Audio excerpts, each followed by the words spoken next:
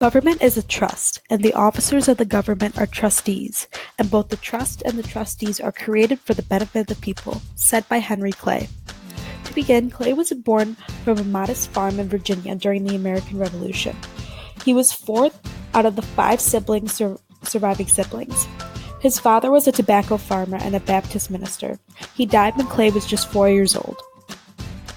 He started off with a passion for law and gained admission to the bar in both Virginia and Kentucky in 1797.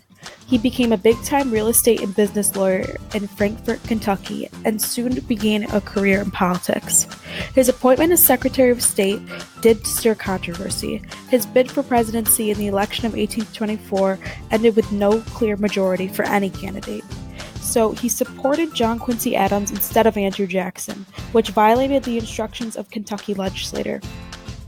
Adams then was selected as president by the House of Representatives.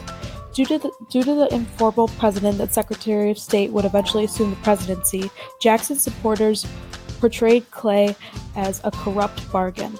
Nonetheless, Clay had diplomatic experience and an agenda to pursue Secretary of State. He served on the Peace Commission following the War of 1812 that negotiated the Treaty of Ghent with Great Britain in 1814. He pressed to prevent the British from gaining free navigation to the Mississippi River. His foreign policy plan, called the American System, emphasized federal support of national economic development. He oversaw settlement of 12 commercial treaties, which was more than all of the earlier administrations. He developed economic ties with the newly independent Latin American republics, and the British government even agreed to pay an indemnity for slaves freed during the War of 1812.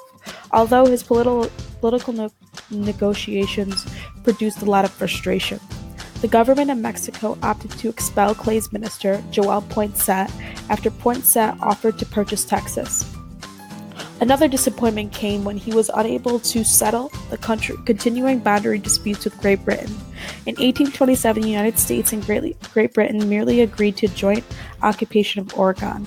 Despite these setbacks and remaining bitterness over Clay's appointment as Secretary of State, he still had a great emphasis on the United States' economic expansion. Almost right up until his last days, Henry Clay still played a large part in the nation's politics. Battling tuberculosis, he died on June 29, 1852. He was widely respected for his